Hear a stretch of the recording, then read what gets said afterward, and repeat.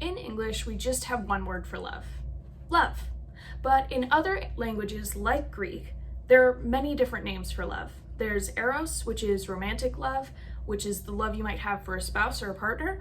There's philia, which is brotherly love, which is why we know Philadelphia as the city of brotherly love. And the one we'll talk about today is agape, which is unconditional love, Christian love, or the love that God has for his people.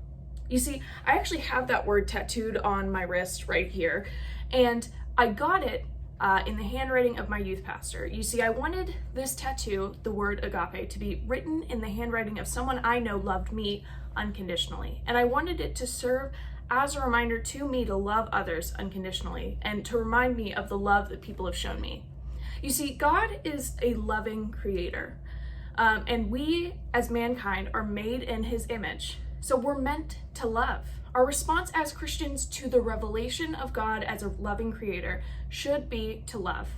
And I think oftentimes we think of love as loving the people around us that we actually agree with, but it's not just about loving those that we agree with. It's not just loving our friends and the people that we like, but God calls us to love everyone, even those we might consider hard to love, because our love is supposed to mirror God's.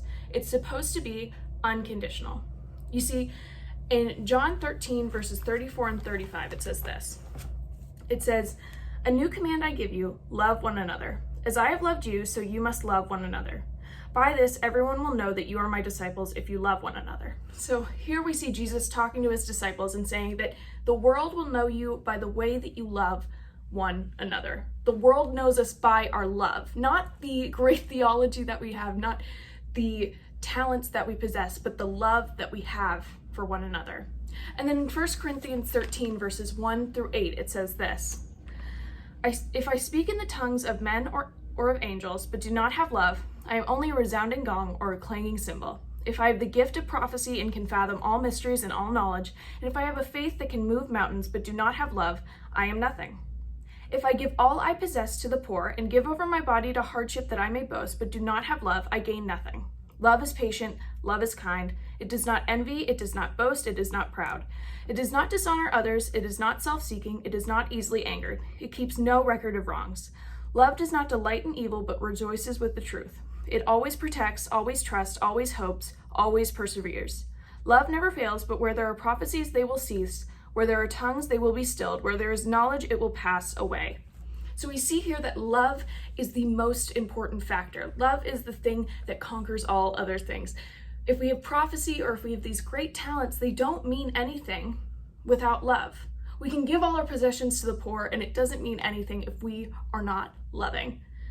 So Christians are supposed to not just love those we agree with, but to love everyone unconditionally. We love because he first loved us. So today I want you guys to examine your own lives. Are you loving those around you? And does that love mirror the love talked about in 1 Corinthians 13? Because that's how we're meant to be recognized, by how we love one another.